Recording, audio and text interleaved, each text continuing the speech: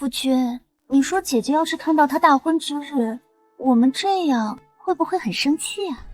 她一个杀猪女也配生气？等她嫁过来，我要她跪着给你端洗脚水，把她赶回乡下，再风风光光的把你娶进门。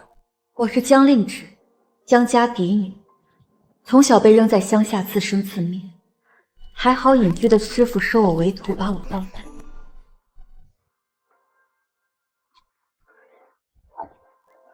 江令渊、萧燕，你们费尽心机想把我踹回乡下，做梦！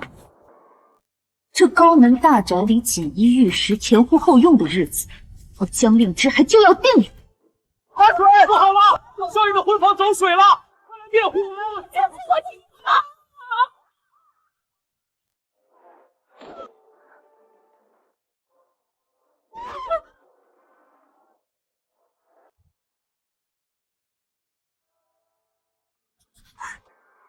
外头还在办丧呢，江家二小姐这就迫不及待地爬上姐夫的床，这真是太羞人了。就是这种真是。散了散了，怎么可？今日之事谁都不许说出去。是，不对啊，被引过来的不应该是江令之吗？他来闹，萧燕正好顺水推舟收了我。现在这什么情况？荒唐，简直荒唐！萧燕，你的心腹呢？我怎么知道？不好了，江大小姐她在灵堂抱着四爷的牌位，说她是四爷的妻子。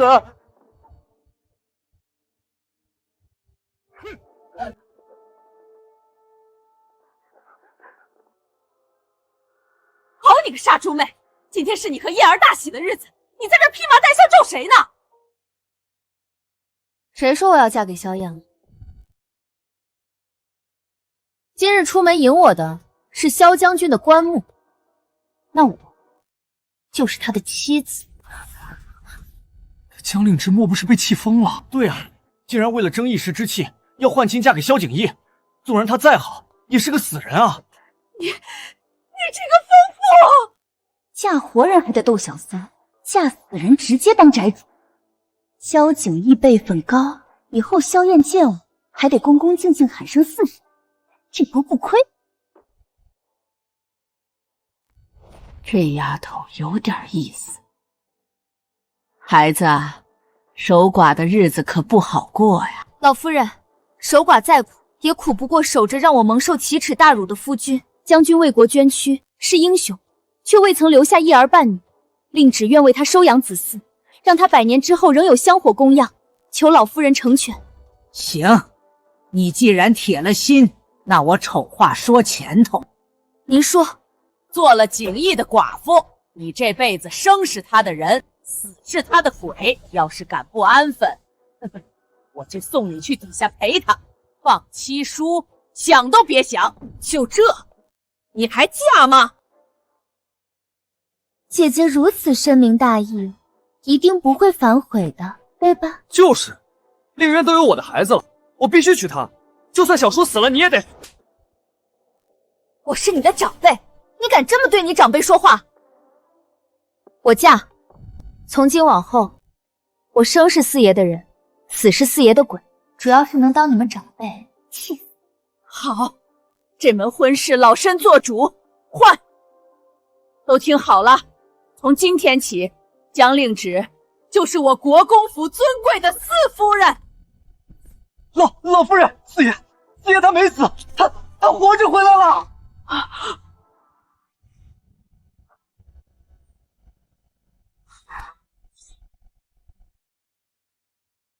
到底是怎么回事？快说！将军遭人劫杀，重伤坠崖，我们以为他殉国了才回来报丧，但他其实是落入了河中，被冲到药王谷，昏迷月余才被认出身份送了回来。快带我去看看！是。我嫁的可是牌位，怎的还带起死回生的？好孩子，你是旺夫的，你一嫁过来，景瑜就死而复生。来，跟我一起去。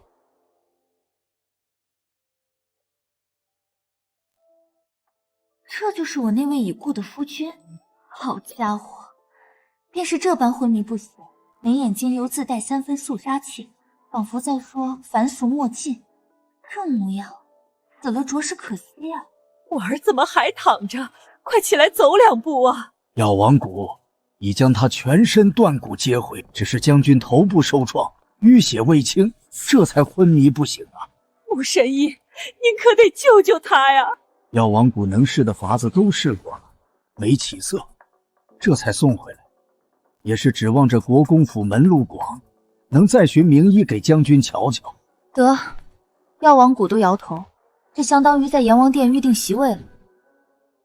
景逸他还有多少时日？若3个月内醒不过来，那就……意思是，我儿要是醒不来，就真的没了。令芷这丫头的确旺夫，若是能和景逸圆房怀个孩子，景逸说不定就能彻底醒过来了。令芷啊，我求求你！别，老夫人，您有话慢慢说。您这一跪，折寿我10年。令芷，你是景逸的妻子，能不能为他留个后？留后？跟一个昏迷不醒的人，这难度是不是有点大？我一个人他也完成不了啊，他倒是动一下呀。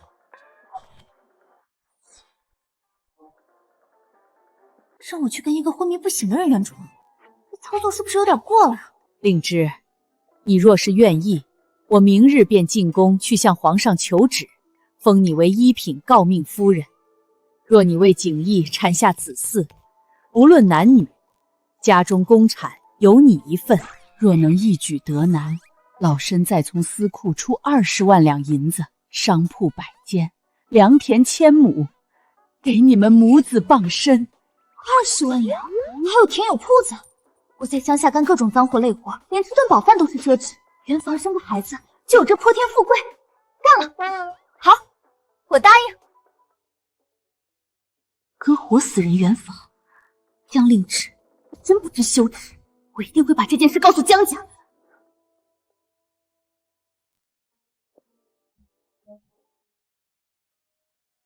别慌，这萧景逸虽然看着是凶了些，但等下不还是要乖乖躺在这里被我？罢了。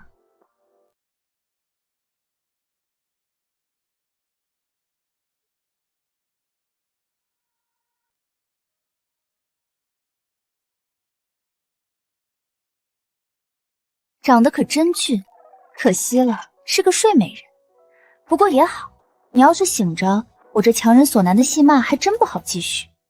我就当是拿你这睡美人换泼天富贵了，不亏。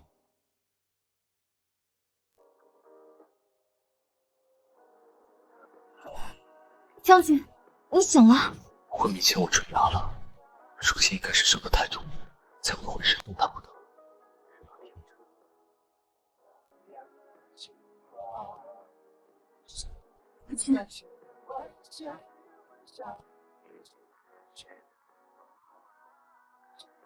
四夫人，热水已经备好了。四夫人，我成亲了？难道是母亲做主给我娶回来承袭的？我堂堂镇北将军，怎会沦落到靠一个女人来救命？成亲累了一天，今天就算了，明天再和你圆房吧。什么？哎，还是你舒服，往这一躺，天塌下来都不用管。我要是能跟你似的，后天也往这儿一瘫，看谁还能逼我回江尚书府那个火坑。江尚书府那位江家姑娘，不是应该嫁给我大侄儿吗？难道这原本该是我的侄媳妇？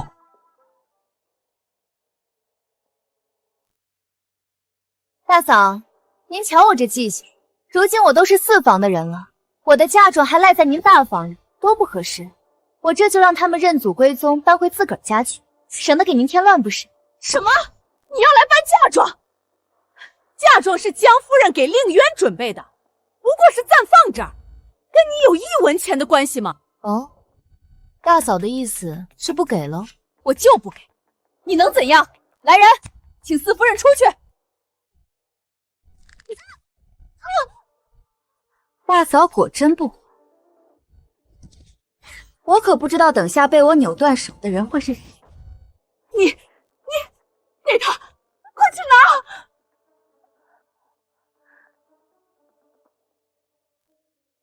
四夫人，嫁妆箱子都是空的。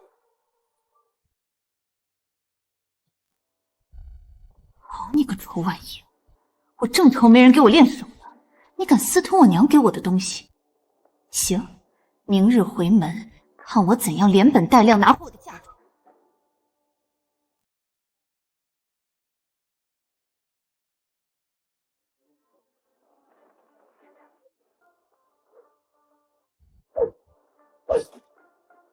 四夫人，您这是在干什么呀？给他编个躺椅，竹子轻便凉快，以后方便拖他出来晒阳光。您连这都会，这算什么？我在乡下时还会杀猪呢。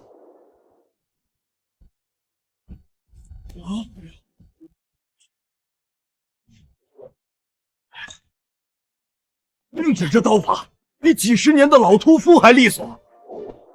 母亲为何要让我娶这杀猪的村姑？我堂堂镇北将军，就算娶也该是名门贵女，怎么摊上个杀猪的？她肯定是贪图我国公府的银子，不然谁愿意伺候个昏迷不醒的病人？四夫人，这些都是萧老夫人赏给您的，尤其是这玉佩，明日您回门戴上，肯定贵气过人。您娘家人知道你在国公府日子过得好，便安心了。他们不会在意的。我娘当年为了生我，雪崩没撑过来，我爹痛失爱妻，一眼都没瞧我，就叫奶娘把我打包送乡下了。若不是萧老夫人执意要我，我怕是早就被忘在乡下了。怎会如此？他们也太过分了！我从乡下回尚书府，我亲爹看都不看我一眼，亲哥也是面都没露过。要不是想给我娘的牌位磕个头，我才不回去找不自在。没想到她在江家过得如此凄凉。也是，若是过得好，又何至于要嫁给我这活死人？那您更得打扮得漂漂亮亮，让夫人娘亲在天之灵也放心。一边回忆一边旧年华，那是美的一句话，不要一边离散的季节，你的我陪着我的伤，你留下最后的一句话。将军啊，我现在可就只剩你一个亲人了。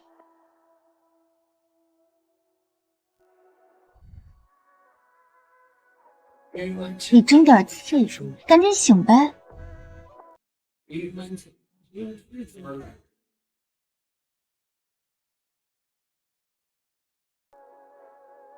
他哭了，怎么回事？听着他哭，心里怎么如此难受？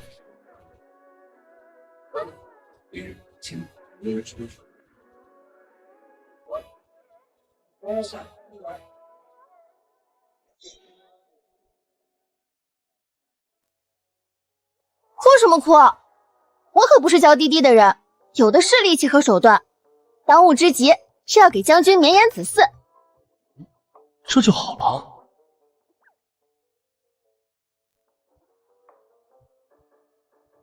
等等，现在还是白天呢。姐姐，这水要大桶的。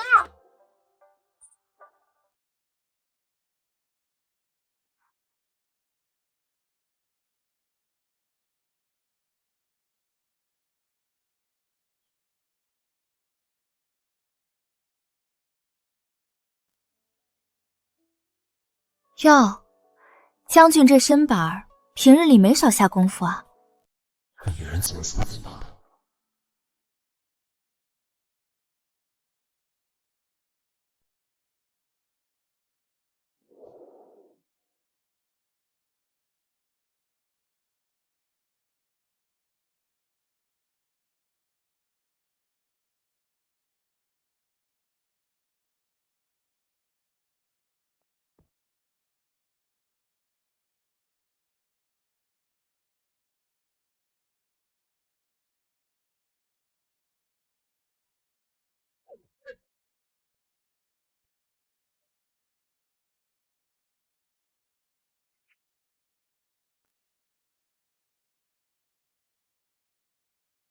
娘，女儿回来看您了。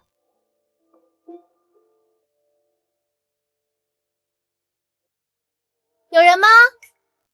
四夫人回门省亲了。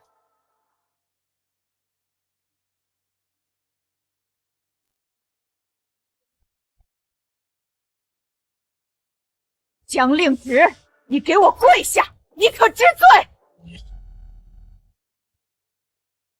江令旨，你给我跪下！你可知罪？我何罪之有？令旨，你娘拼了命生下你，要是知道她拿命换来的女儿，为了攀高枝，不但灵堂换亲，还连昏迷不醒的活死人都主动爬上去，怕是要从棺材里气得再死一回。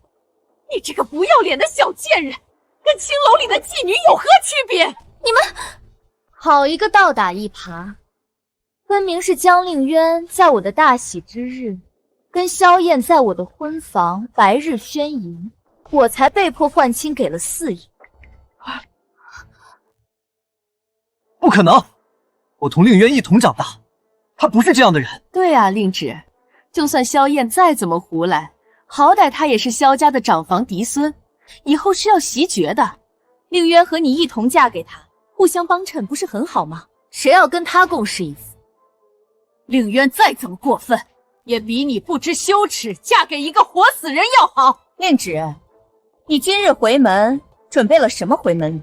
该不会是两手空空回来的？你们一群有眼无珠的混账，配我给你们准备回门礼吗？居然敢这么说长辈和兄长！来人，给我把他按住，家法伺候！倒要看看是谁教训谁！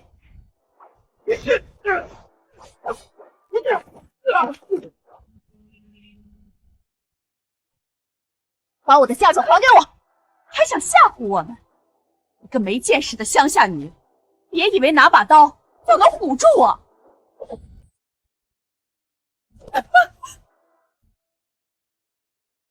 下一刀，我可就不敢保证萧在哪里。在被窝的库房里。来人，跟我走！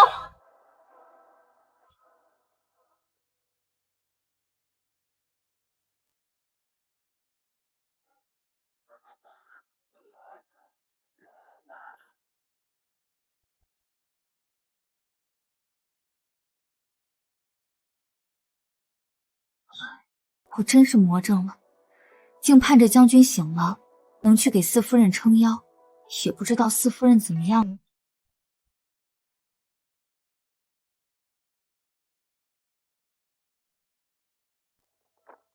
夫人，是御赐的7星连环锁。哎呀，真是不巧，这库房钥匙我们交给了管家，他正好回乡探亲去了，什么时候回来可说不定。令旨，你还是先回去，等他回来你再来拿吧。这算什么难事？砍了不就好了？江令旨，你疯了！毁坏圣上御赐之物可是要杀九族的，离祥寺可不要拖上我们。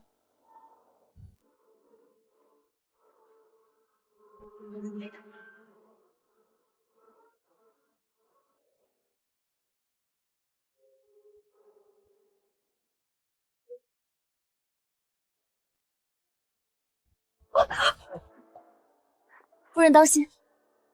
令旨小姐，您嫁去守活寡便罢了，如今竟拿砍刀劈祖宗库房，这传说……这里是尚书府，你打我！尚书府怎么了？像你这等长舌贱婢，打就打了，还要挑地方吗？姐姐，你换妻还要砸门墙？你一个鸠占鹊巢的人，还有脸论强？你敢打我的渊儿，我跟你拼了！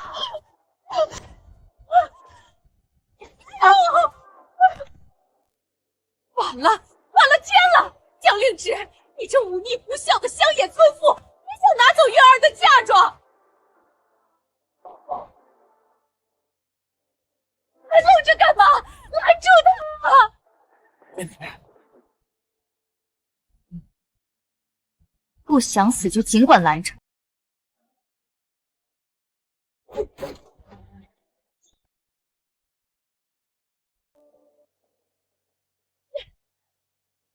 野蛮粗鲁，果然是乡下养大的杀猪匠，半点大家闺秀的样都没有。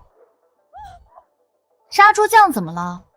我那杀猪匠师傅可还是前朝古控之臣，文韬武略无一不精。我能学到多少本事，你们还真不知道。江令旨，你别以为你成了那个名存实亡的萧府四夫人，就可以拿走令渊的嫁妆。还愣着干嘛？拦住他呀！识时务者为俊杰，各位这个月的月钱总算没白拿。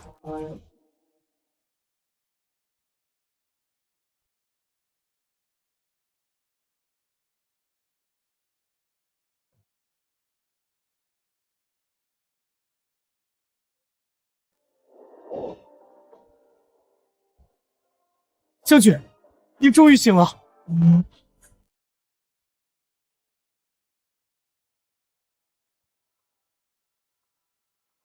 老天爷呀！我江家是造了什么孽呀？找起来这么个活土匪，这是要把我们家产都搬空啊！蒋令旨，你给我住手！出来！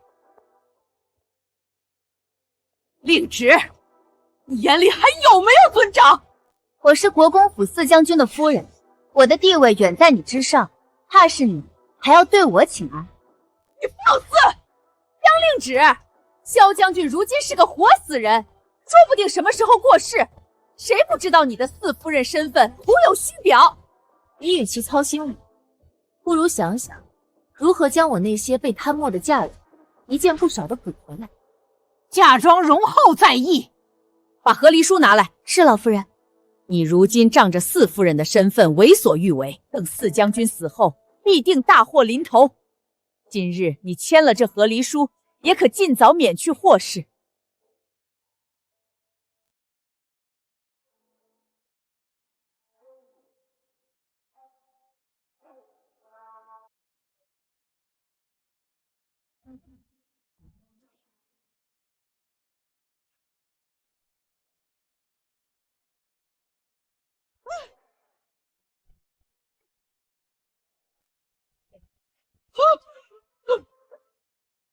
我是侯府四夫人，你们算什么东西？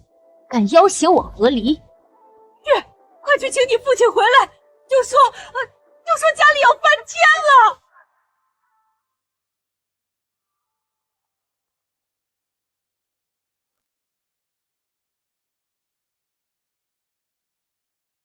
你是说江家正在逼我夫人与我和离？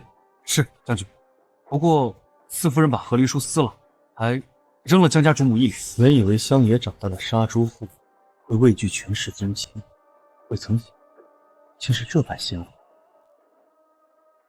且慢下车，我倒要瞧瞧这出戏他们打算怎么唱。等老爷来了，看你还怎么嚣张！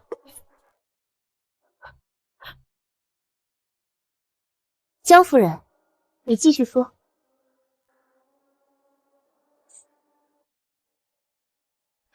父亲，姐姐砸了库房，拿刀追着母亲砍，公公都被她气倒了。孽障！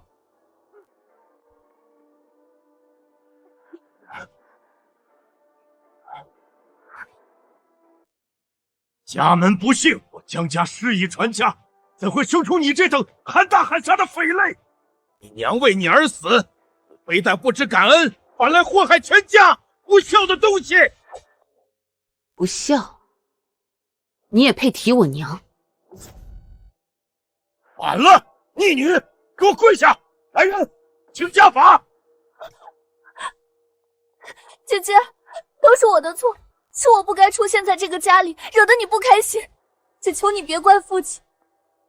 要是有气，你就打我，我绝不躲闪。只要你能消气，我怎么样都行。哦，这可是你说的，大家都听到了啊，是他主动要求的。我这人没别的优点，就是别人求到头上，从不让人失望。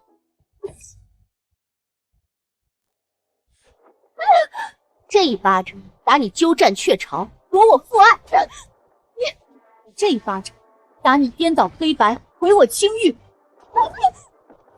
这一巴掌打你心肠歹毒，还想吞我娘留给我的价值！反了！这个孽障，当着我的面打人，来人！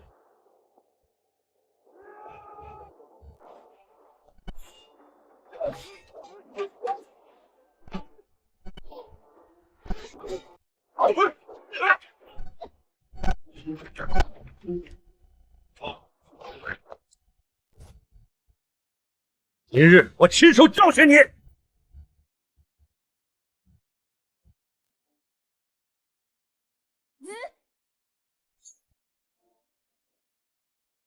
你这个逆女，竟然忤逆你的父亲！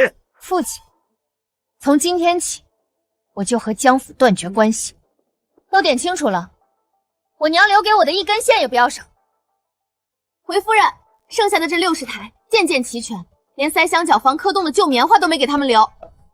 好，回府。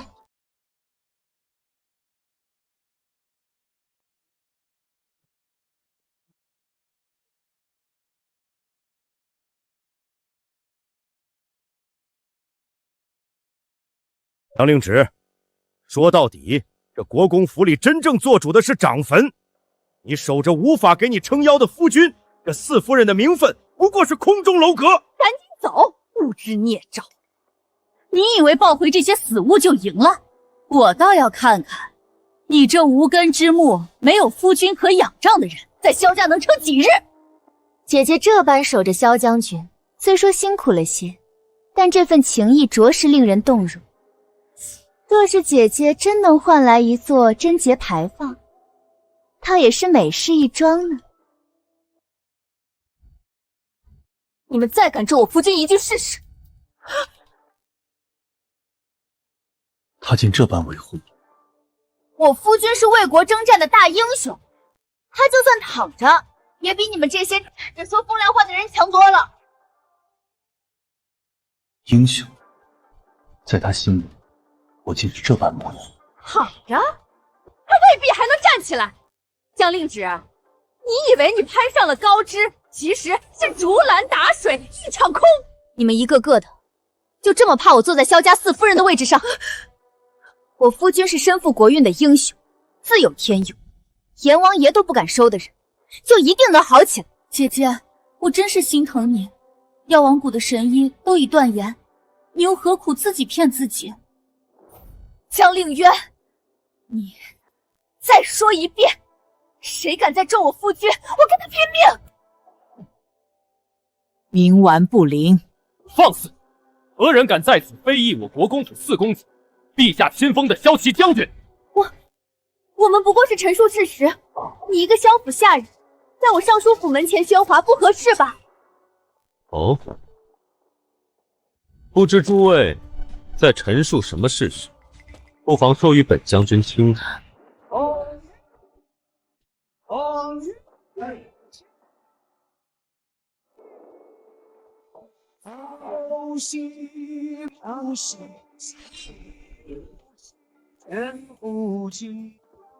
哦，不知诸位在陈述什么事实，不妨说与本将军听听。人其实不必害怕发生，我们在到的时候，你是必要一出现。不说他醒不过来吗？怎么会活生生站在这儿？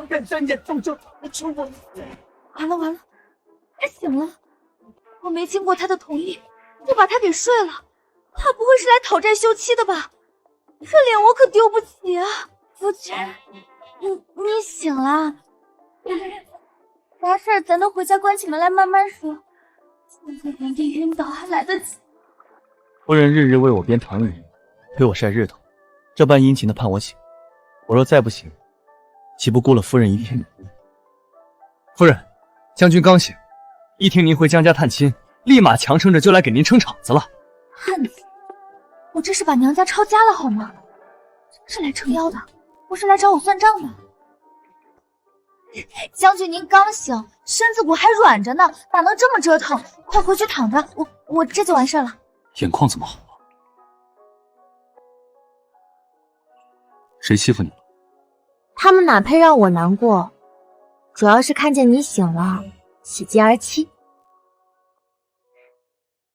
我夫人大度，不屑计较，但我萧景烨向来小气，睚眦必报。萧将军，您这话说的就见外了呀！我们和姐姐就是一家人，闹着玩呢。江尚书，若非今日亲至，我竟不知我明媒正娶陛下钦点的夫人，在自家门口被一群人围着打啊！将军息怒，是老夫治家无方，惭愧。治家无方，那本将军替您治治。夫君，我有个主意。说。听闻城外静心庵环境清幽，最是涤荡心肠，不如请母亲和妹妹去那儿常住，好好反省反省，也算是成全他们刚才自愿领罚的诚意吗？就依四夫人所言，来人，送夫人和二小姐去静心庵，即刻动身。父亲，我肚子里可有香艳的骨肉。为出嫁和人苟混，你来人，带他们二人去面壁思过。夫君，咱们回吧，这儿乌烟瘴气的，再待下去怕熏着您。好，帮着夫人抬嫁妆回国公府。是将军。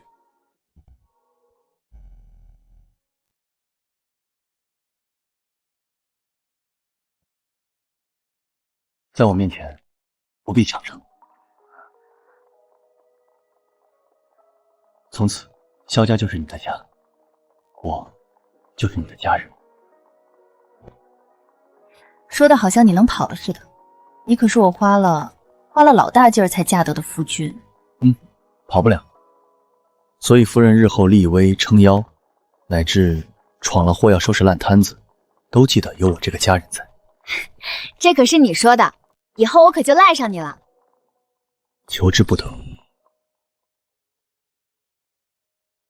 原来被人毫不犹豫的选择和维护，是这种感觉。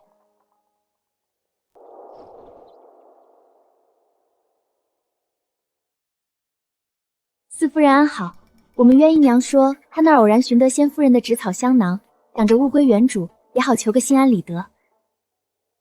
好，我知道了。江令渊刚作为姨娘嫁入府，这就开始作了。夫人，怕是鸿门宴。怕什么？正好闲得慌，就去看看他葫芦里卖的是什么药。江令旨，你将我和母亲赶出尚书府，害我怀了双生子，也只能做妾。今日我定要你连本带利还回来。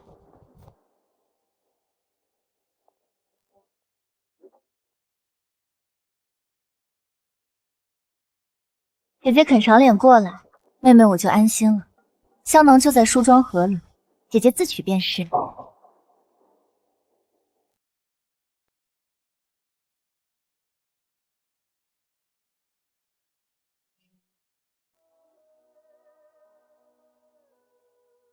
谢了，姐姐，你慢走。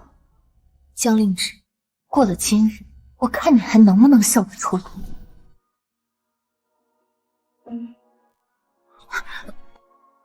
怎么了？眼眶怎么又红红的？是哪个不长眼的又惹着我的夫人了？没谁，廊下的风太大，迷眼了。不好了，不好了！元姨娘突然腹痛难忍，怕是动了胎气，快来人！我的肚子好痛，双生子，我的双生子是不是保不住了？祖母，母亲救我！凌渊别怕，母亲在。到底怎么回事？刚刚不是还好好的？这屋里是什么香？快把香炉灭了，打开窗户通气。我感觉好多了，肯定是有人在香炉里动了手脚，放了麝香，想害死我的双生孩儿。回老夫人，奴婢瞥见四夫人方才靠近过香炉，绝无可能，令旨断不会如此。可方才确实只有四夫人来了。是啊，我来取了个香囊，顺便欣赏了下这屋里的摆设。品味挺独特。姐姐，我知道你怨我沾了燕哥哥，可孩子是无辜的，怎么能下此毒手？好你个毒妇！住口！事情未查清前，还轮不到你们妄下定论。母亲，既涉及子嗣，此事非同小可，不如请宫中擅长此报的太医来查验，看是否有麝香，也好还阿芷一个清白。不必请太医啦，多麻烦呀！看他做贼心虚了，谋害嫡系子嗣，其罪当诛。姐姐只是被妒忌冲昏了头脑，还请祖母从轻发落。我的意思是，这香炉里肯定有麝香嘛，这么明显的事儿，哪用得着劳烦太医大驾呀？姐姐，难道真是你？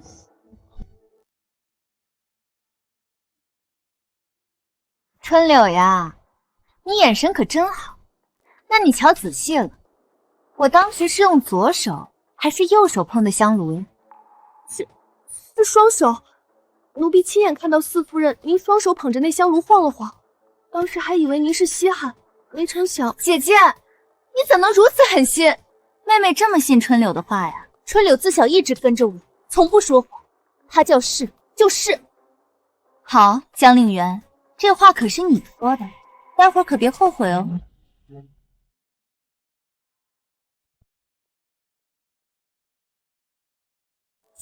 江令芷，你就是嫉妒我娶令渊，居然狠心害他肚里的双生子，毒妇！夫君莫急，等着看好戏。萧燕，你是不是对自己有什么误解？你什么意思？瞧见我夫君没？战功赫赫，英明神武。你再瞧瞧你自己，我放着这样的宝贝夫君不要，为你吃醋？你没照过镜子呀？你休要胡搅蛮缠！现在人证物证俱在。人证物证，好呀，你四婶这就给你看个更直观的。灵芝小心！快看，他亲手碰了，他这是认罪了。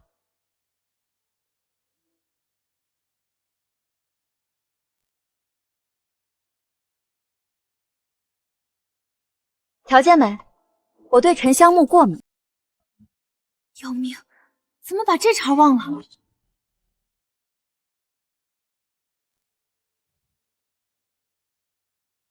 瞧见没？我对沉香木过敏，要是我真去开盖放药，再盖上，折腾这么一大通，这手早变成红猪蹄了。怎么把这茬忘了？那你怎么一口咬定里面有麝香？江令渊自己说的呀，现在还都不提前做功课，蠢的我都同情。上不了台面的东西，竟敢拿自己的骨肉当筹码，做这等龌龊勾当！诸位是觉得我卧病太久，提不动刀了，才敢这般欺辱我的夫人？四叔，误会，这绝对是天大的误会。行了，令芷是苦主，又是令渊名正言顺的四婶，这事儿交给他处置最妥当。谢母亲做主。一个乡下杀猪的，能有多大见识？顶爹骂两句出气也就罢了。是他，定是这贱婢受人指使放了麝香。又见四夫人进来，就顺水推舟栽赃。姐姐，我是被他蒙骗了。没有啊，姨娘，是您闭嘴！为主求荣的东西还敢攀咬！是令渊御下不严，轻信了贱婢，才闹出这般误会，惊扰了大家。好一招汽车保帅，精彩！要不是我恰好对沉香木过敏，这口黑锅还不得背得死死的。就算不过敏，本姑娘也有的是法子让自己过敏，跟我玩这套。不是的，不是这样的。江令渊，你心术不正，陷害长辈，搅得家宅不宁，按家规该逐出府。不可，万万不可！令瑶还怀着我的骨肉啊！四婶求您高抬贵手。哦，那依你看，该如何处置？也罢，看在孩子的份上，死罪可免，活罪难逃。即日起禁足院里，无令不得出，每日抄心经100遍，好好静静脑子，等生完孩子再行发落。令渊，令渊你怎么了？快叫府医！我乏了，老大媳妇儿，扶我回去。可是母亲，这令芷丫头有分寸。江令芷，你把令渊吓晕了，我孩儿若有事，我跟你没完！晕了，小问题。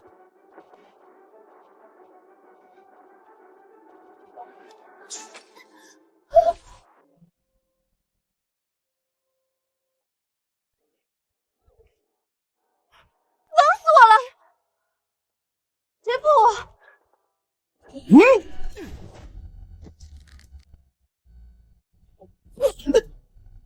萧燕，放肆！给我跪下！你个杀猪女，凭什么让我跪？就凭我是陛下亲封的一品诰命，更是你如假包错的四婶婶，你顶撞长辈还想动手，萧家规矩喂狗了？该死的杀猪女，在国公府也敢这么狠！目无尊长，言行无状，看来不请家法你是学不乖了。你想干嘛？来人，把萧燕给我拖去祠堂，结结实实打20板子，再罚跪3天祠堂，静思己过。没有我的允许，一滴水1粒米都不准送。江令芷，你敢！我母亲绝不答应。你母亲啊？可老夫人刚才说了，这儿归我管，难道大房要抗命不成？拖走，拖走，别耽误冤姨娘养胎。江令芷，你个毒妇！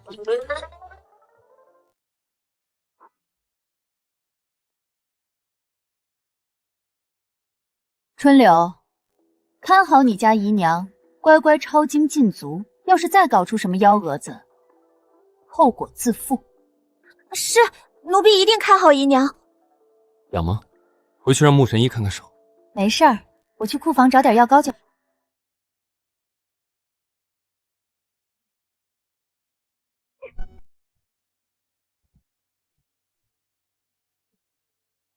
反了天了！那个杀猪的竟真敢动家法，还敢恶我燕儿，他眼里还有没有我这个主母？仗着四叔和祖母横行霸道，再不管，这后宅要改姓江了！做梦！萧家后宅还轮不到他撒野，你好好养着，这口气母亲一定给你出。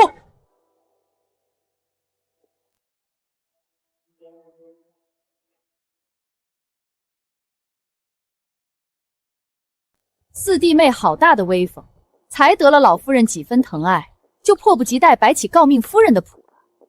燕儿再不对也是萧家嫡长孙，轮得着你动家法？竟还敢罚跪祠堂！你可记得如今后宅是谁在当家？四弟妹好大的威风，才得了老夫人几分疼爱，就迫不及待摆起诰命夫人的谱了。燕儿再不对也是萧家嫡长孙，轮得着你动家法？竟还敢罚跪祠堂！你可记得如今后宅是谁在当家？哎呦，大嫂，您这可真是冤枉死我了！我不过是替您分忧，教了侄儿些规矩。今日他当众要对四姨动手，这要是传出去，别人还以为咱们萧家的规矩是纸糊的呢。难不成在咱们大房这儿，侄子打婶婶也算是家传手艺？你少拿鸡毛当令箭！掌家权在我手上，后宅之事还轮不到你指手画脚。掌家权当然要紧，但更要紧的是长得明白，对吧？毕竟这掌家权，瑞王妃赠的千年人参竟被换成了商炉根，大嫂这狸猫换太子的手艺可真是绝了。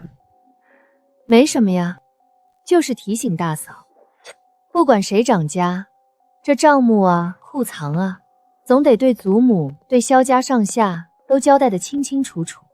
您说是也不是？你胡说八道什么？你再胡说，我撕烂你的嘴！你再胡说，我撕烂你的嘴！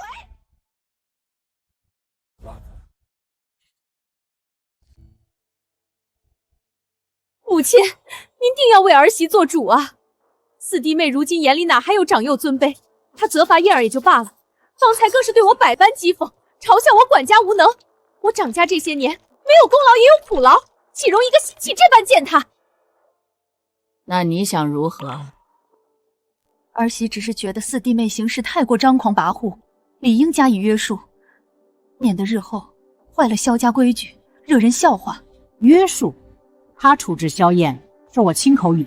至于管家之事，若你当真做得滴水不漏，又何惧旁人几句闲言？不如先回去好好自省，看看是否曾给人留下过什么画笔。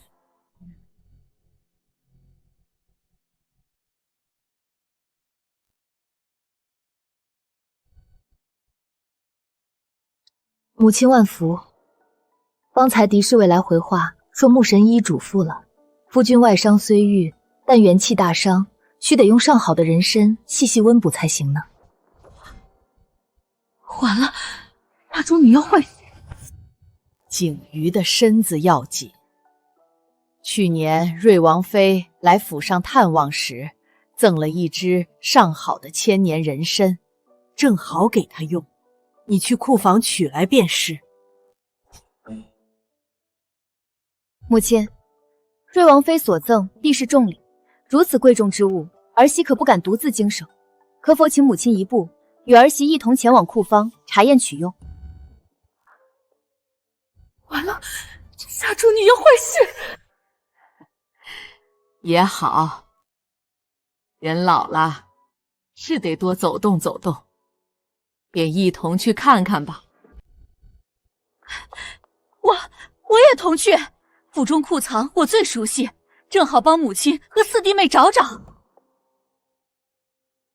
老夫人、四夫人，这便是瑞王妃赠的那支千年人参。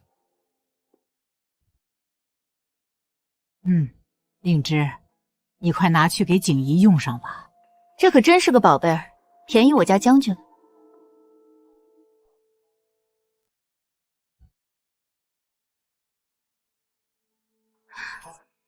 我就知道这个土包子看不出什么，幸好老夫人也未发现。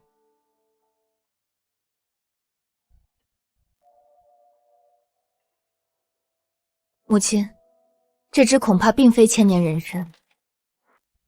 江令旨，你胡说什么？这分明就是瑞王妃所赠的千年人参，库房记录的清清楚楚。你一个乡下来的，懂什么人参？休要在此信口开河！母亲，儿媳虽出身乡野，但机缘巧合下曾跟随一位老医师辨识过药材。人参气味清雅醇厚，根须密集而韧。您看此物，形虽似，但表皮粗糙，闻之有一股淡淡的土腥气，且须根易断。这并非千年人参，而是商炉根。荒谬！母亲，您别听他胡说，他这是故意找茬，想显摆自己。瑞王妃送的，怎么可能有假？瑞王妃送的人参自然是真的，就怕他道行不够，从盒子里溜走，让商炉根给替了。这要是吃下去补不了身子，反倒通了气，那可就好笑了。你是不是叫个明白人一验便可？速去请穆神医过来，就说萧府有重赏。是老夫人。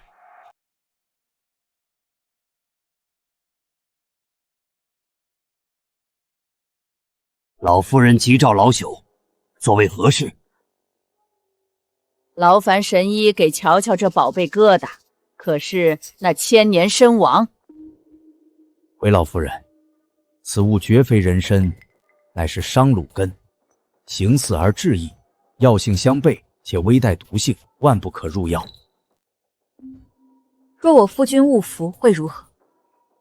此物与将军现在服用的活血之药相冲，若一同煎服，只怕华佗在世也难救。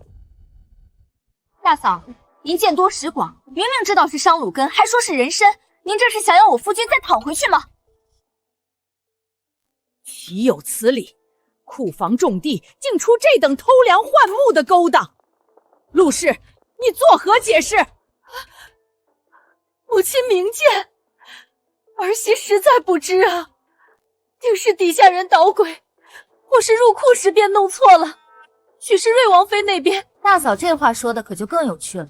瑞王妃何等尊贵，送礼还能送错了？退一万步，就算送错了，这验收画押入库登记的人，难道是个睁眼瞎？依我看呐，这库房里怕是耗子有点多。还不止偷吃了这一处呢。你休要落井下石，血口喷人！母亲，此事非同小可，关乎全府上下安危体，必要彻查到底，水落石出才。好，此事便交于你处置。是。即刻封锁库房，所有账册物品一律封死，无我命令，不得擅动。所有相关管事全都给我请到旁边厢房候着，我要挨个亲自审。这丫头虽在乡野长大，行事可如祖母风范。母亲，经查库房与账册多处不符，除人参被换外，另有江南云锦3批被换作猎头，却仍按云锦报账。采购的上等黄芪、当归，实则多是被换次品，这些是相关票据。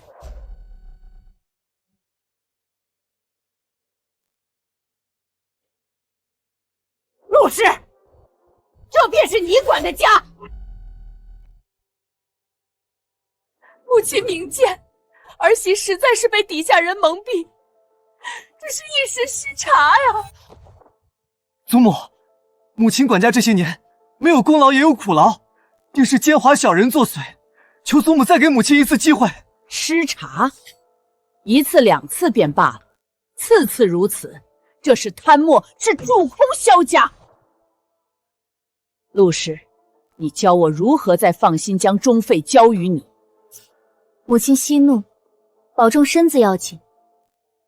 既然大嫂需暂避封侯，这管家之权，不若请您重新执掌，以正家风。江令旨，你说的轻巧，祖母年事已高，你竟还想让他老人家劳心劳力，到底是何居心？你四婶也是为府中着想，母亲，您的确不宜再过度操劳。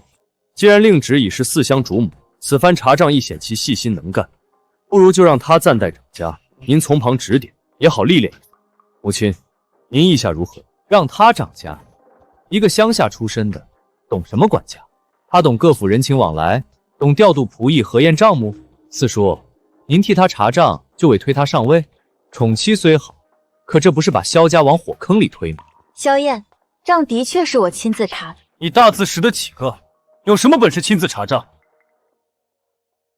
我再不济也强过某些人，不服便比试比试。比试？比什么？难道比杀猪吗？好主意。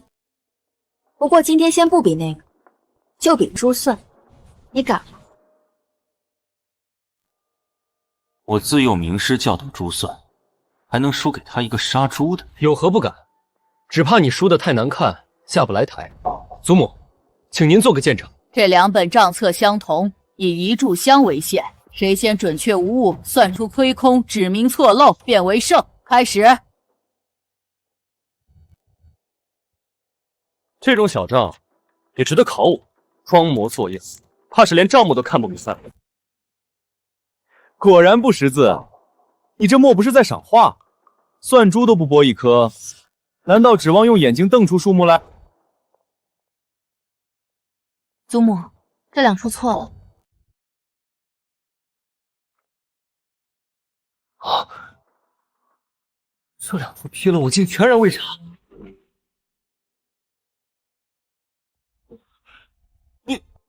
你是如何算出来的？谁规定算账一定要把算盘拨得震天响才算快？又是谁说的？乡下丫头就一定不识字，不会算账？我们乡下人也是要收租算账的好吗？陆氏，这还只是你前年的账目，往后的我们慢慢细算。师傅，您当年像唐僧念经一样逼我学这些时，我可真没想到，第一份功德竟是用来超度一个纨绔子弟的嚣张气焰。多谢您老人家了。算账快又如何？不过是投机取巧。掌家之人须得文武双全，方能服众。胡闹！萧燕，掌家与武士何干？休要无理取闹！文武兼备，方能震慑下人，应付外物。她一介女子，手无缚鸡之力，日后如何代表萧家与其他府邸往来？若遇急情，又如何护得住家业？江令旨，有本事与我再比一场武士。若你武士能胜，我便心服口服。夫君，无妨。他既不服，我便打到他服，省得日后总有人拿我的出身说事。令旨，不必理会他的混话。母亲，既是立威，便须立得彻底，打得一拳开，免得百拳来。请母亲准许我与萧燕武试一场，要比什么，随你挑。我骑射卓绝，京中子弟里也是数一数二的，这次绝不可能再输，定要他好看。好，就比骑射，看谁才是真有本事。罢了，去校场，点到为止，不可伤人。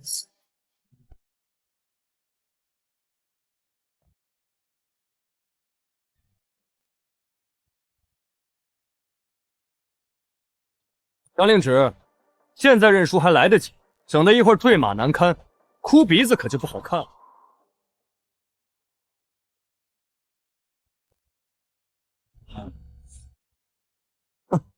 连马都不会挑，选这么匹烈马，看你怎么赢我！今日我定要好好出这口恶。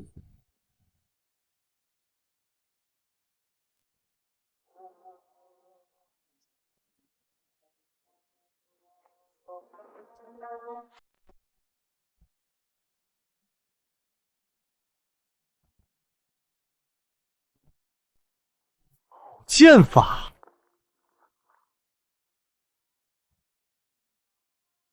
夫人今天肯定是输了。哎呀，还是不要比了，再比下去，四夫人就要丢人现眼了。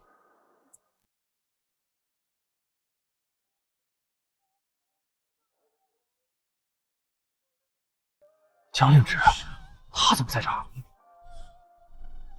啊！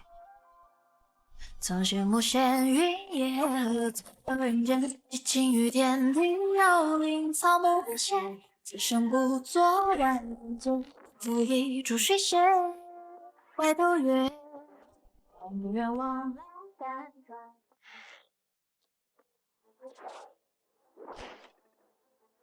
居然蒙住了。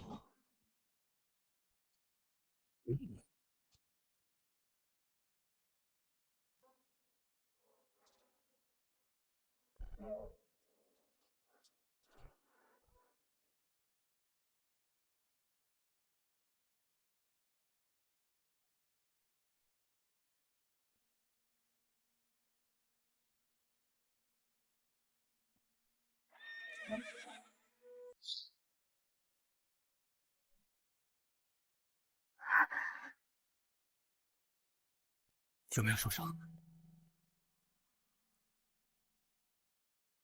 无妨。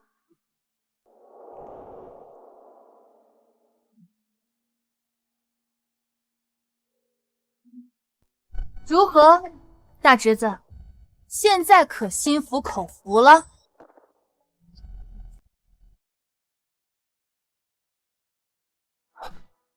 萧燕，你敢出手伤人？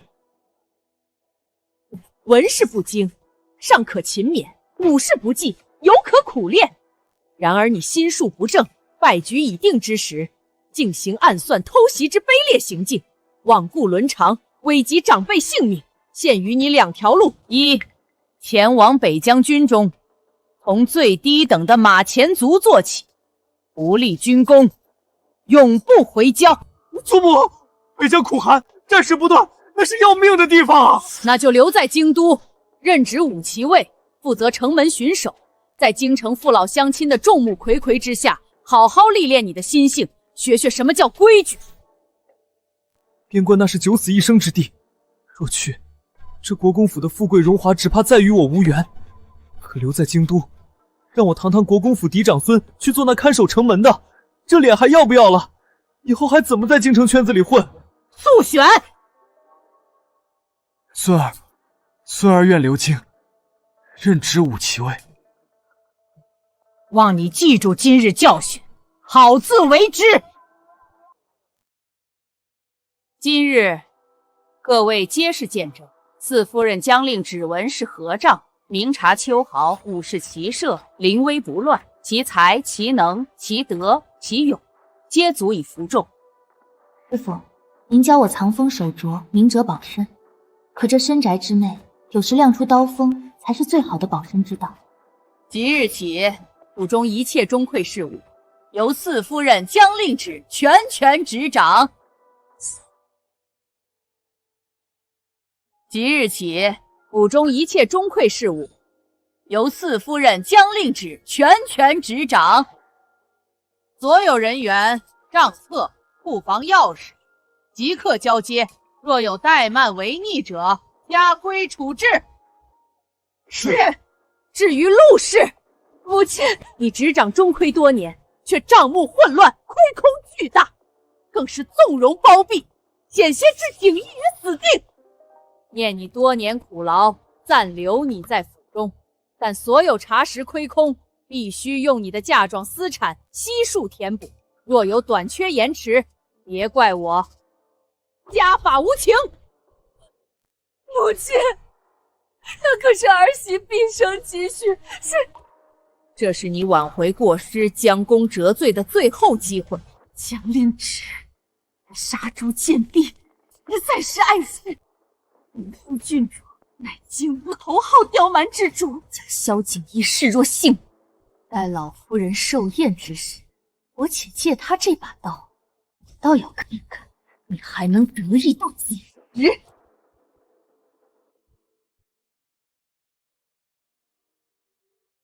没想到萧燕竟然能做出这种事，还好你没出事。放心，就算你不来，我也有办法平安无事。殿下，是不是牵扯到了伤口？不碍事。坠马也非儿戏，你可知我当时心都快跳出来了。好啦，真的没事儿。我师父教过我独门绝学，我可是得了真传的，一般人对付不了我。你这位师傅当真深藏不露。师父，他们都说您从前是神武门的大将军，可真威风。当大将军之前，老夫也做过几年文官。丫头，这世道文武之道犹如车之两轮，缺一不可。跟着我好好学，将来总能多条路走，不至于任人欺凌。小芷，看仔细了，战场搏杀与抛除、突出解牛其理相通，皆在顺势循系。这招破军，中宫直进，一击必中。他就是个前朝退休的老头，不爱张扬罢了。看我自己在乡下无依无靠，就随便丢了点保命的本事给我。你家人？我母亲一生下我就离世了，我父亲不待见我，把我送到乡下。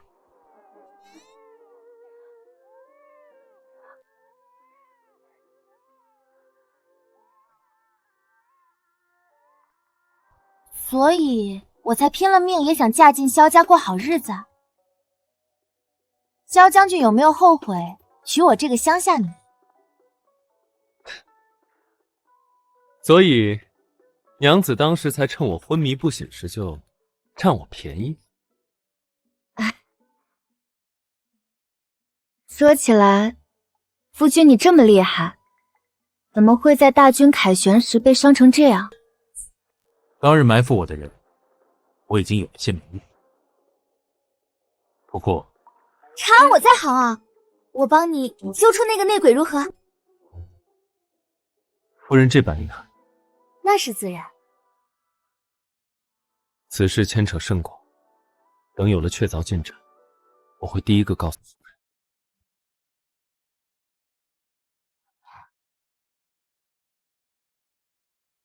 奇怪，我这是怎么了？老夫人的寿宴马上就开始了，我先过去了。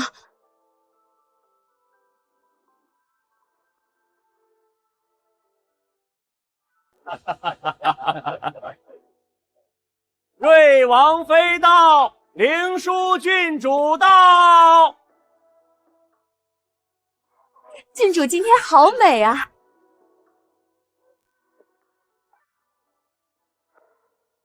就是这个乡下丫头抢走了我的景逸哥哥，我对她痴心一念，她却娶了这么个玩意儿。这位就是四夫人吧？久仰久仰，果然是与众不同，气质很特别呢。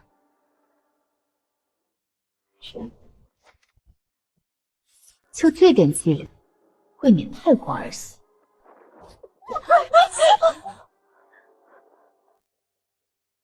江令芷，你好大的胆子，你敢推本郡主！郡主明鉴，要怪也得怪这地太滑，又或是您这身华服太过耀眼，被晃得站不稳了。您说是不是？郡主殿下息怒，快请入席吧，宴席就要开始了。令芷，到这边来。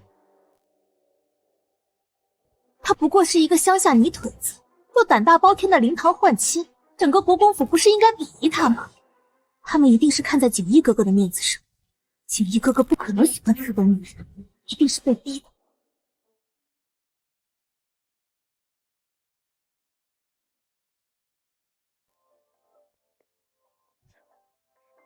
无碍，郡主想给我下绊子，结果自己险些表演了个平地摔跤。你哥哥从未用这种眼神看过我，一定是被这个妖女给迷惑了。不行，要让景逸哥哥看清楚他粗鄙不堪的真面目。咦，这虾如此之大，莫非是来自边陲水泽的稀奇玩意儿？四夫人来自乡野，见识广博，想必认得此物，知道怎么吃吧？郡主，此乃太湖白灼大虾，乃是宴席上的常客。看来郡主平日深居简出，对此等家常美味倒是疏远。令芷，既是你熟悉的，就由你来教教郡主怎么吃，也尽一尽我们萧家的礼数。去取洗手的水和毛巾来。此物鲜美，食之亦有讲究，需配以姜醋汁，方能去腥提鲜。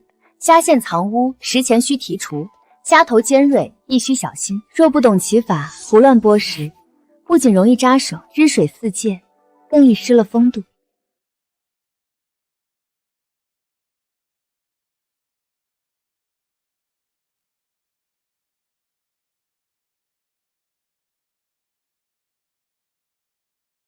母亲，您尝尝。果然鲜甜，令芷倒是细致周到。好你个杀猪女，刀工好很得意吗？气死我了！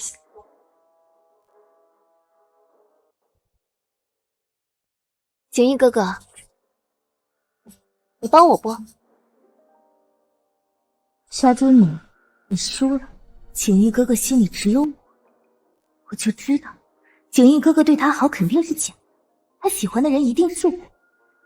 我就知道景逸哥哥对我最好了。景逸哥哥，我从小便喜欢你，因为你的噩耗，我痛不欲生，甚至去暗中为你祈福了1个月。可不是嘛，京中谁不知道郡主打小就对四弟你一往情深呐？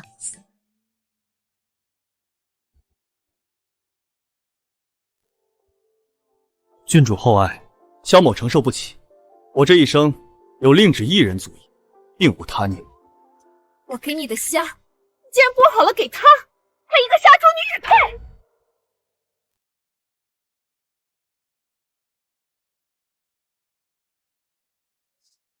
郡主殿下别激动，人一急就容易说胡话。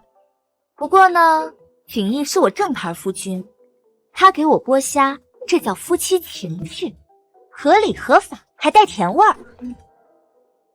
夫人所言极是，这虾为夫剥得甚为欢喜。我怎么觉得这虾剥的竟比批君报还要成就感？郡主若是羡慕，不如请王妃赶紧帮您物色一位专属剥虾师，到时候别说剥虾，剥核桃都有人伺候，何必眼巴巴瞅着我们这盘呢？你竟敢羞辱本郡主！娘，我娘绝不会放过这个杀猪女的。罢了，萧景逸再好也是个短命相，断了念想正好。不过今日确实理亏，得给萧家一个台阶下。舒儿，还不住嘴，脸还没丢够吗？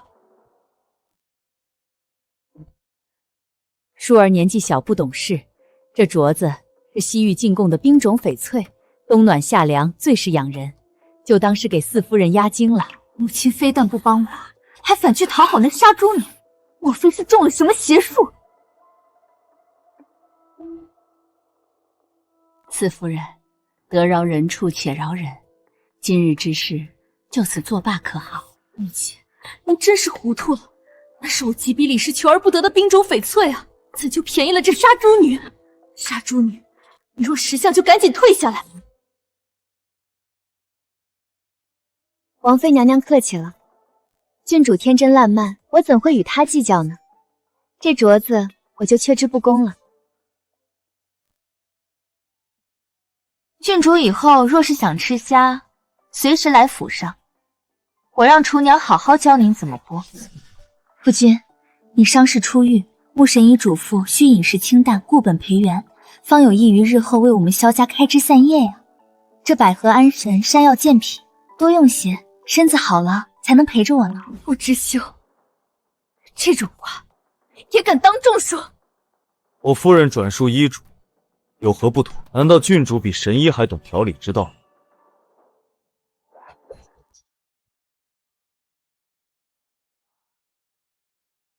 辛苦夫人。四弟和四弟妹真是亲叠情深，令人羡慕啊。只是成婚也有些时日了，日日这般恩爱，怎的弟妹这肚子还未见有动静呢？莫不是老天爷都觉得有些事强求不来，终究是门第有别，不太相配。哎呀，多谢大嫂提醒。说起来，京郊红罗山的送子观音可灵了，尤其是有福气的人去求，一求一个准儿。那确实灵验。要说有福气，谁能比得过嫂子您呀？年纪轻轻就为萧家添了2位嫡孙，这福泽真是深厚的，令人好生羡慕。哼，乡下丫头就是没见识。不如大嫂发发善心，替我去求一求，让我也沾沾您这天大的福气，说不定我下个月就能怀上啦。红罗山那99节天阶，一步一叩首才能到山顶。这个杀千刀的贱婢，竟然想让我去替他受这份罪。四弟妹可真会说笑。大嫂，莫非你不愿意？令侄我虽有心替你，却怕反倒误了你的机缘。心诚则灵，我倒是真怕嫂子心不诚，反倒误了我。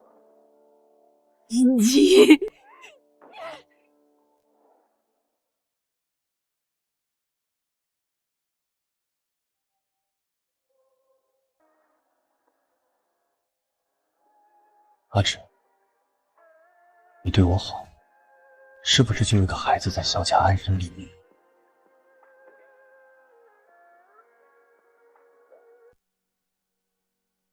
当然是。果然，我只是个工具人，即便只是工具人，令只为我做了这么多，我也会对他好。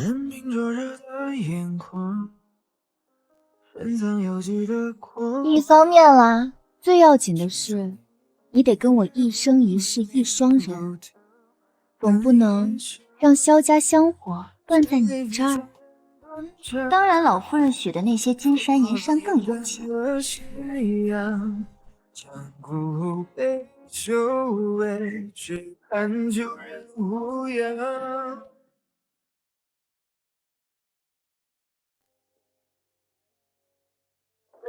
锦衣哥哥，我来萧府看你了，快看我给你带了什么好东西！这可是南疆特供玉肌膏，去疤生磨，效果一流。你身上那些刀疤剑伤，一抹保证还原成小鲜肉。郡主还请自重，我是有妇之夫。没事儿，锦衣哥哥，我可以等。你是喜欢我的。我要沐浴就寝了。郡主请回。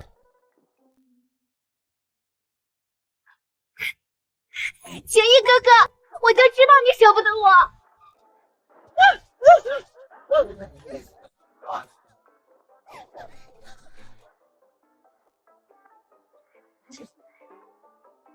郡主还真是热情似火，不过扑身前记得先擦亮眼睛看清楚。就听说嫁错人的，可没听说过扑错夫君的。郡主，需要再纠缠，就算我没有娶令女，也不会喜欢你。我好心送温暖，你居然公开处刑我！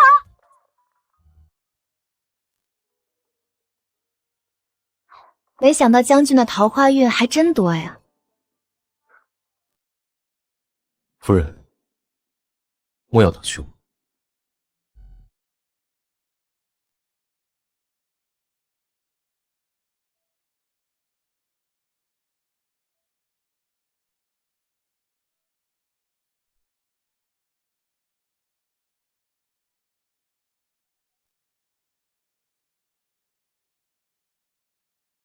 天寒莫要冻着。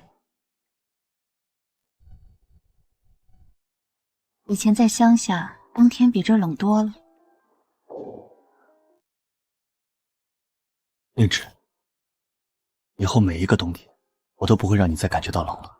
小时候一直羡慕其他人有爱他们的家人，没想到有一天我也能拥有。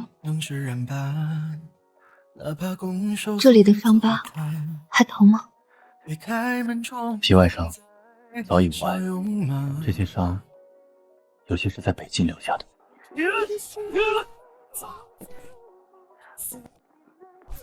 都过去。以后不许再受这些伤。好。有人在你凯旋时设伏，要你的命，这事在我这儿可过不去。令旨，此事牵连甚广，背后之人。我不管他牵连多广，背后是谁，敢动我将令旨的夫君，就是跟我过不去。你这身板，可是我用尽办法才从阎王爷手里抢回来的，谁再敢碰一下，我把他剁碎了喂猪。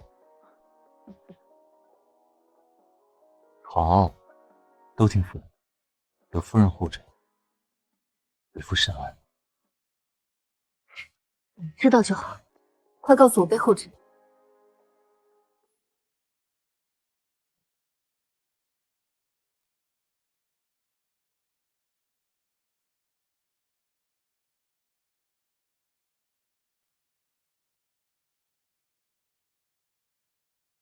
杀猪女，别以为有锦衣哥哥护着，你就真成了凤凰。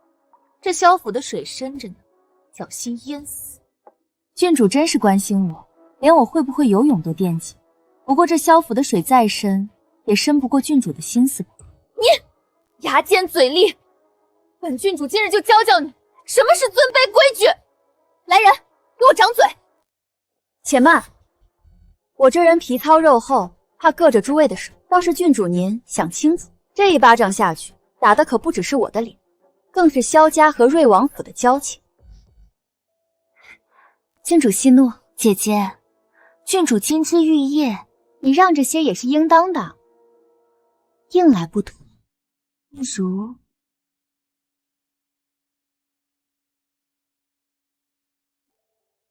江令之，既然你懂规矩，本郡主现在要烹茶，需用无根水。听闻乡野之人最是天使，就劳烦你接满这壶无根水吧。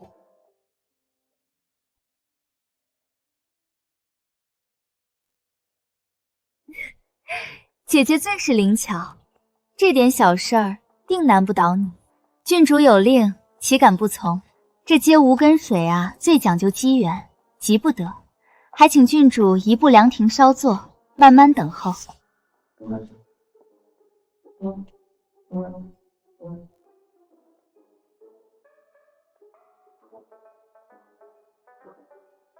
你竟敢坐着等？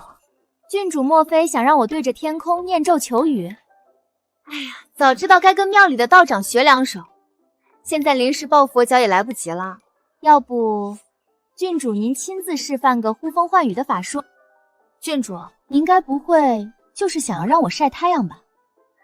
想要我罚站直说嘛，何必麻烦老天爷呢？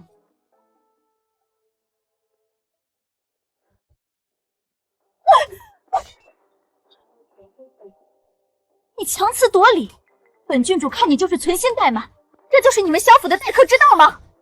郡主，这壶此刻在哭呢，他等了半天没等到无根水，反倒等来了一场粉身碎骨。老身方才听见有人在质疑我萧府的待客之道。老夫人，我不过是想让四夫人借些无根水烹茶，她却百般推诿。祖母明鉴，郡主只是心直口快，想必是四嫂久在乡野，不懂风雅。是呢，我们乡野之人最是实在，不像有些人大晴天非要接雨水，接不到就砸壶泄愤，这风雅我确实学不来。郡主，无根水乃天赐之物，今日天晴日朗，你让令旨如何变出雨来？还打碎了这御赐的白玉壶。我不知道这是御赐之物。郡主今日心气不顺，留在府上也是徒增烦恼，不如回王府好生静静心。来人，送客。江令子，你给我等着！他不知道，难道你也不知道吗？若非你悉心指点，郡主金枝玉叶，又怎会想到如此别致的风雅之法？江令渊，你身为萧家妇，不明事理，不劝善行，反而煽风点火，酿此大祸。祖母，即日起，每日抄写女诫50遍，好好思过。祖母，这些知错了，祖母开恩。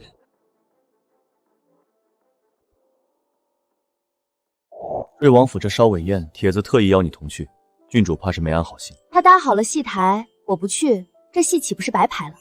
正好瞧瞧他又学了什么新把式。夫人已有妙计，左不过是想让我出丑或受伤。听说瑞王府后院新来了只刚生崽的獒犬，凶得很。他若用这招，我便顺水推舟。不行。怎么？莫非夫君你舍不得？对，我舍不得你受伤，出生不长眼，太危险了，我必须在你身边。夫君放心，我不会让自己有事的。雪鹰也会接应，你呀，就安心在席上吃好喝好，等着看我给你演一出好戏。好，若有万一摔碎它，马上会有人出来护你，你的安全最重要。夫君，你就安心去查你的事儿。既然你受伤之事查出与瑞王府有关，看谁才是瓮中之鳖。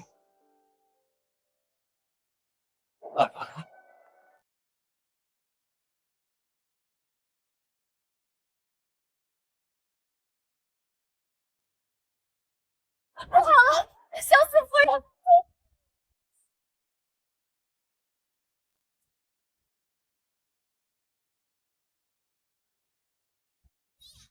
夫人，是被恶犬害了，死了！这个杀猪女终于死了！你这醒醒，夫人！将军，我们的孩子没了。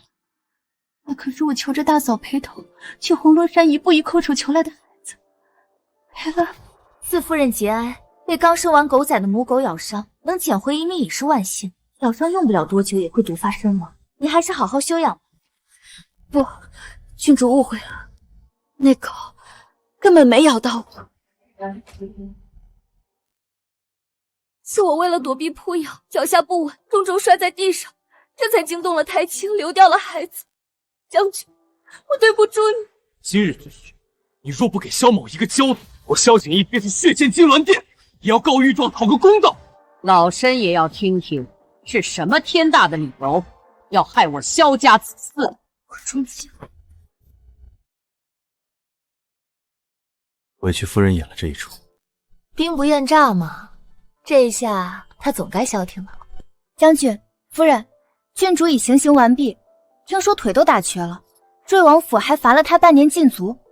雪鹰，去把那几只小狗仔送回给那只母獒犬好生养着。是。对了，老夫人为您请了穆神医来。我无碍，你打赏了他便是。罢了，你让他进来，正好给我家将军瞧瞧。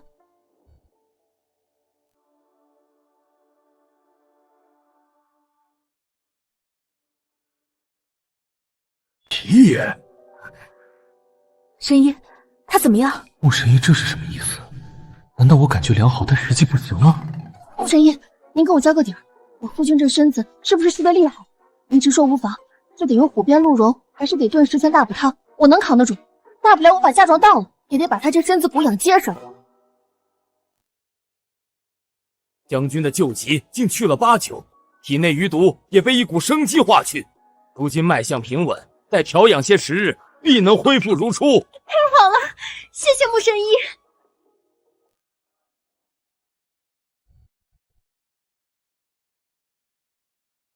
有劳神医保密，对外仍说我旧伤未愈，需静养。明白明白，这实在医书难载啊！全赖我家夫人旺夫，她可是有本事从阎王手里抢人的。可不，将军娶我，怕是前世敲穿了9981只木鱼才换来的福报。我这旺夫命格，怕是比您的金针还厉害些。阎王爷翻生死簿见到我的名后，都得添上几笔阳寿呢。是，所以为夫必将夫人时时捧在掌心，以增一世呵护。如此一来，我便可放心不惧了。瑞王以为我病弱不堪，正是我们反击的良机。今日在瑞王府杂物间的暗格中所获，这火蜥印是北境军中专用的。还有这残存的饗银2字，大哥当年是否曾掌管北境粮饷调度？莫非我当年北境御府并非意外，而是他们贪墨军饷，东窗事发，欲杀我灭口？大哥，难道他也参与其中？太过巧合，将军，此事必须彻查到底。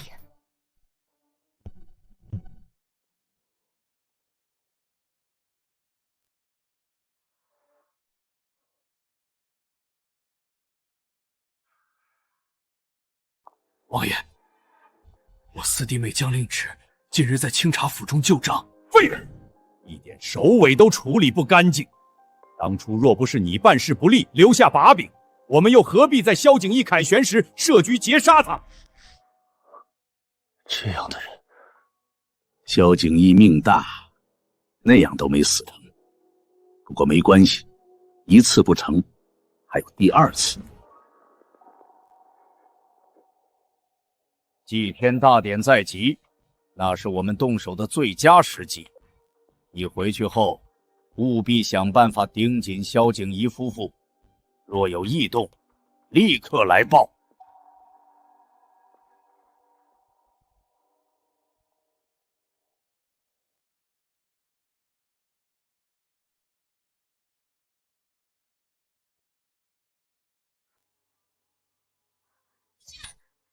夫君，你怎么了？出什么事了？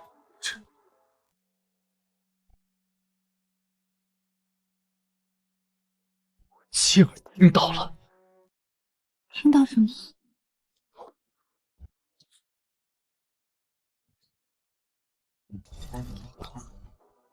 是我大哥与瑞王合谋贪墨了军饷，他为了钱权，竟联合外人要置我于死地。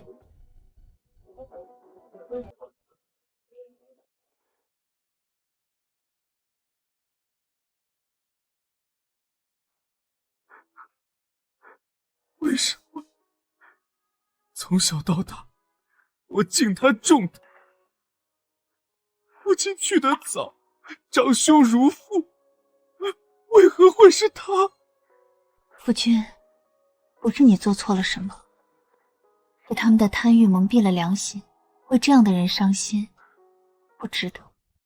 方才还在密欲在祭天大典上再次对我下手。祭天大典，好机会！他们想动手，我们正好将计就计。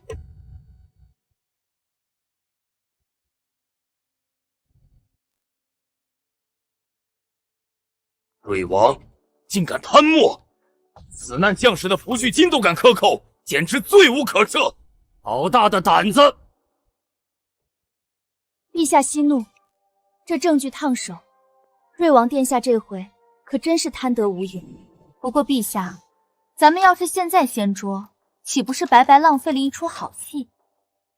臣妇这儿有法子，既能保全皇家颜面，又能让瑞王殿下自己挖坑自己跳。上前来。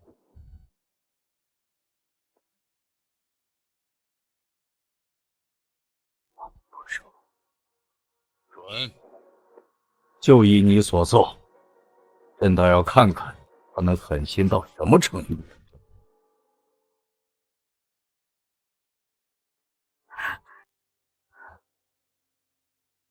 不好了，夫人，将军被陛下关进诏狱了。陛下定是请他去诏狱喝茶了。别急，你家将军皮实着呢，说不定正跟狱卒切磋棋艺呢。雪英，咱们也去凑个热闹。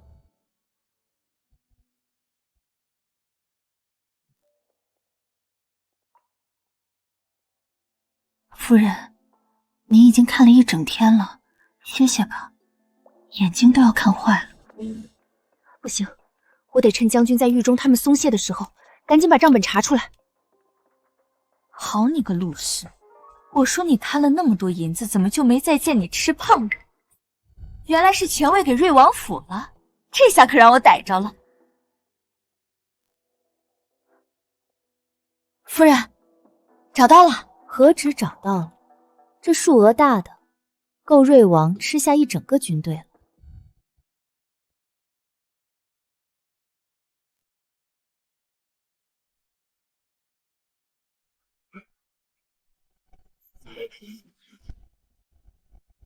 瑞王竟敢谋反！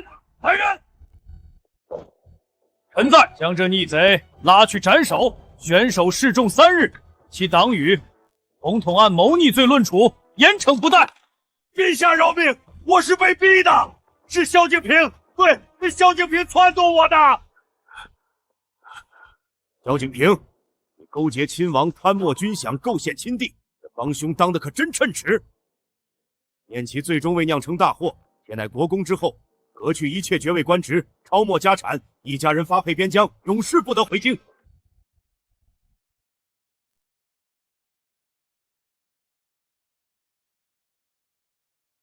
萧爱卿忠勇无双，忍辱负重，晋封为超一品镇国公。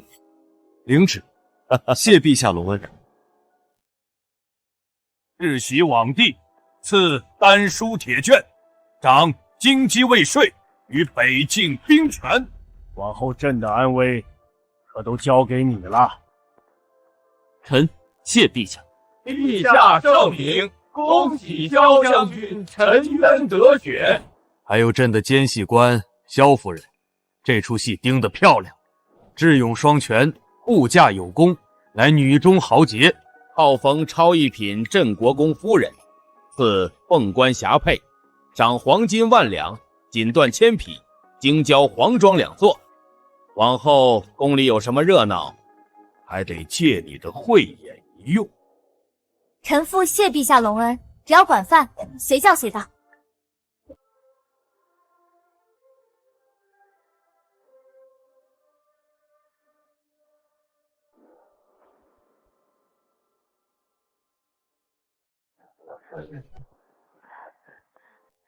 四爷，四夫人真是天造地设的第一对，羡煞旁人了。四夫人，您真是有福之人，望夫一子啊！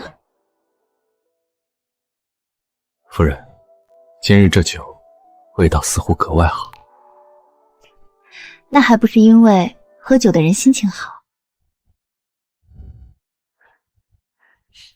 江令旨，你害得我要去流放，孩子也因此没了。今日我就要你血债血偿，你去死！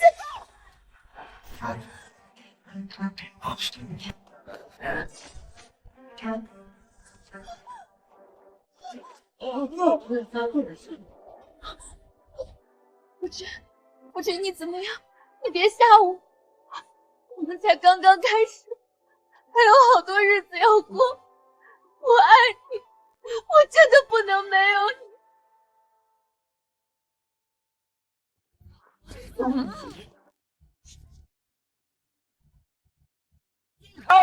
让老夫看看！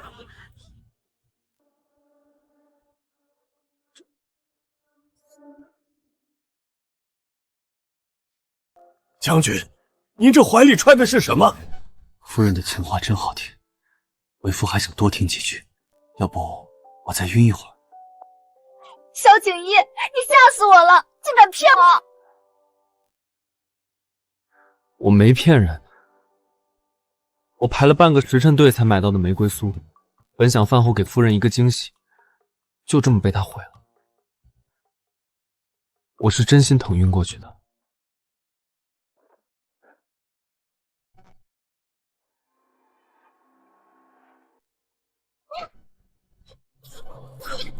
定旨，你怎么了？神医，快看看他！恭喜四爷，贺喜四夫人。四夫人这不是病了，是有喜了。一脉相看已近2月，真是双喜临门，天大的喜事啊！恭喜四爷，贺喜四夫人。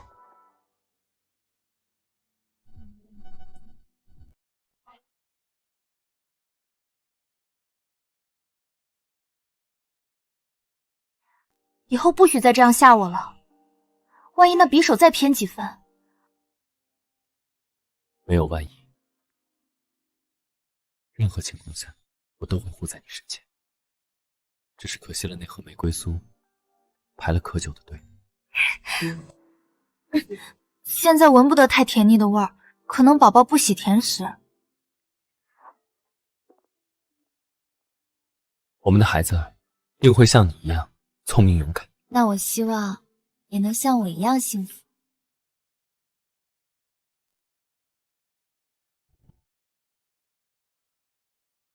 要说这镇国公夫人乃天赐的大福星，十分了不得，有一身杀猪的好本事。哎，您别笑，这杀猪啊，讲究的是快、准、狠，正是这般历练，才养出了夫人临危不乱、洞察先机的慧眼和胆魄。自她嫁入国公府，那是望醒夫君，识破阴谋，保护圣驾，铲除奸逆。最近更是用一盒玫瑰酥救了大将军一命。夫人，如今你杀猪妹的名号可是京城最旺夫的象征了，就连那说书先生都知道。哪怕我是给夫人买点心，都能救你。那夫君可要好好珍惜我这颗福星才是。下次买点心，记得买2盒，1盒防身，1盒吃。好了，一切都听夫人的。